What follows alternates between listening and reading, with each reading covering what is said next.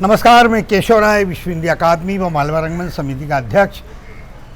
विश्व हिंदी अकादमी हर वर्ष अंतर्राष्ट्रीय महिला दिवस पर कार्यक्रम करती है मुक्ति ऑडिटोरियम में, और यहाँ पर अलग अलग विधाओं की महिलाओं को सम्मानित किया जाता है।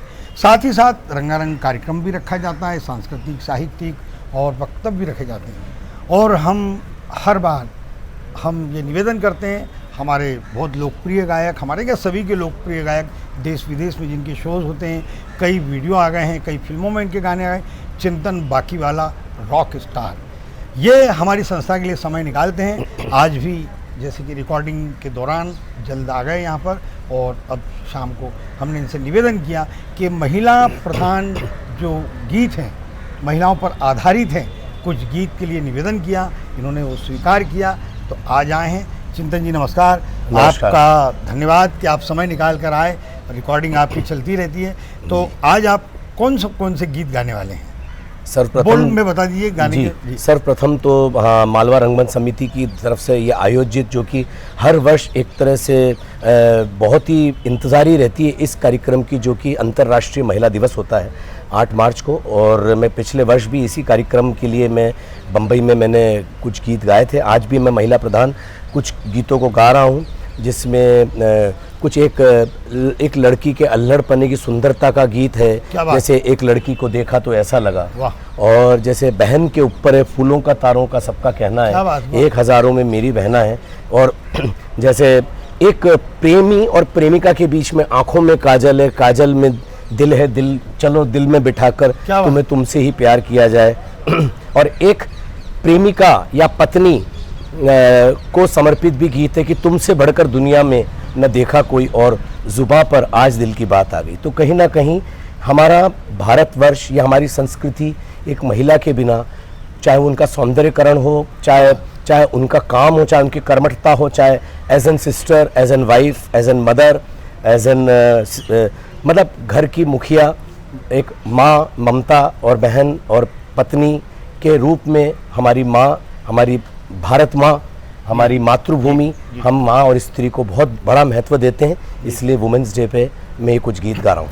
आज हम सुबह से, जो अंतर्राष्ट्रीय महिला दिवस है, सुबह से महिलाओं के संघर्ष से लेकर सफलता की कहानियाँ हम अखबारों में पढ़ रहे हैं, बातचीत में कर रहे हैं और सुन रहे हैं डिजिटल मीडिया में।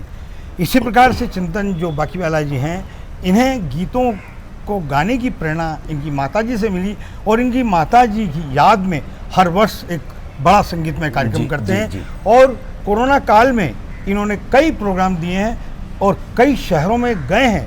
लोगों को, एक जो लोग भीतर से डरे हुए थे ना, तो उनको उनके मन में ऊर्जा जगाई और ऐसे गीत गाए कि उन्हें वापस एक आनंद आया। तो वो प्रेरणा इनको इनकी पत्नी, मतलब हमारी भाभी जी ने दी कि जाइए आप लखनऊ में शो करके आए, दिल्ली में करिए, बॉम्बे में तो करिए।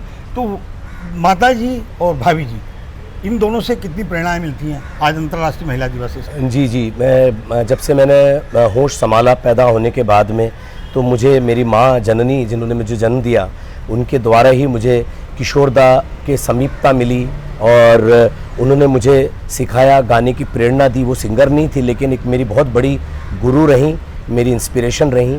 फिर उनका स्वर्गवास होने के बाद में मेरी वाइफ, जो शादी होने से लेकर आज तक मेरे साथ में कंधे से कंधा मिलाकर चलती है और मुझे प्रेरणा देती हैं आगे। और जैसा कि केशव जी ने बताया कि जिस प्रकार से कोरोना और लॉकडाउन के दौरान पे मैंने कई प्रकार से संगीत के कार्यक्रम करे, और हिम्मत मुझे मेरी वाइफ ने दिलाई कि सावधानी रखिए, लेकिन अगर किसी को ज़रूरत है, और संगीत एक तरह से दवा है, तो मैं उस तरीके से मैंने संगीत की सेवा करना ही अपने प्रधान धर्म समझ रखा है। और इसके लिए मेरी 2 पुत्रियां भी हैं।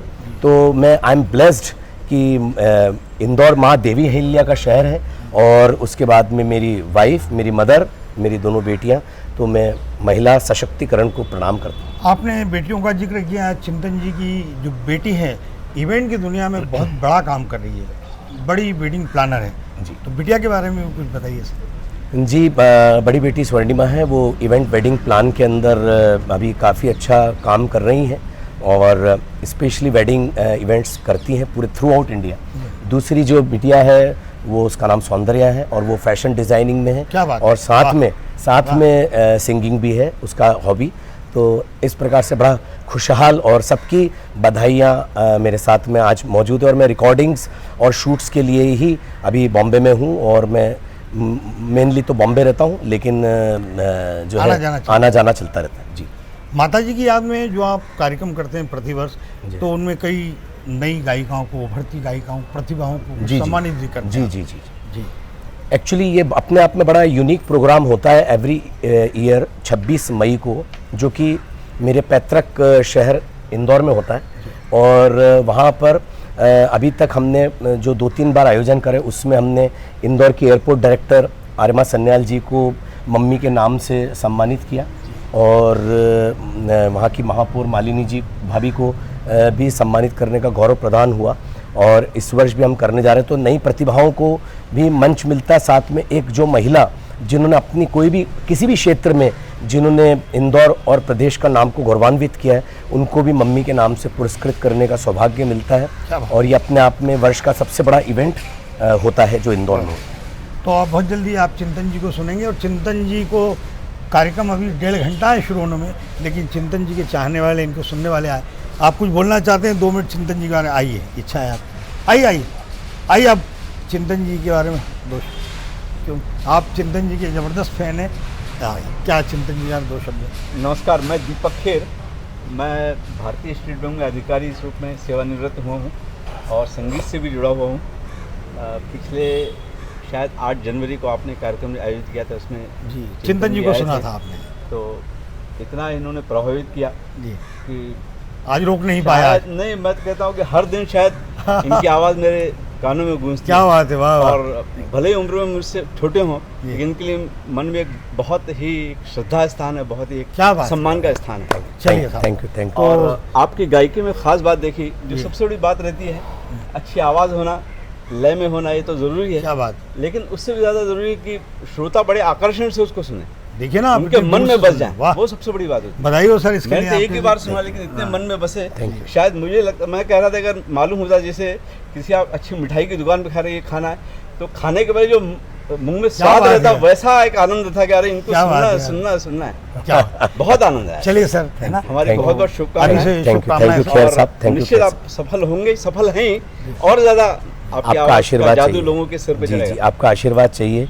क्योंकि मैंने किशोरदा को पूजा है, और किशोरदा आज भी हमारे सबके हृदय में है। भले 33-34 साल हो गए उनको गए हुए, लेकिन आज भी हम सबके हृदय में है। और आपने जिस प्रकार से आशीर्वाद दिया, केशव जी का प्रोत्साहन, और विश्व हिंदी अकेडमी और मालवा रंगमंच समिति को मैं बहुत बहुत धन्यवाद देता हूं आज के इस शानदार बेहतरीन आयोजन के लिए जो होने वाला है। और सभी महिलाओं को जो सम्मानित हो रही है, उन सभी हस्तियों को भी बहुत बहुत बधाई देता हूँ। अभी आपने किशोरदा का जिक्र किया है जी, अभी आपने किशोरदा का जिक्र किया, तो मैंने उनकी 2 रिकॉर्डिंग सुनी है। अच्छा।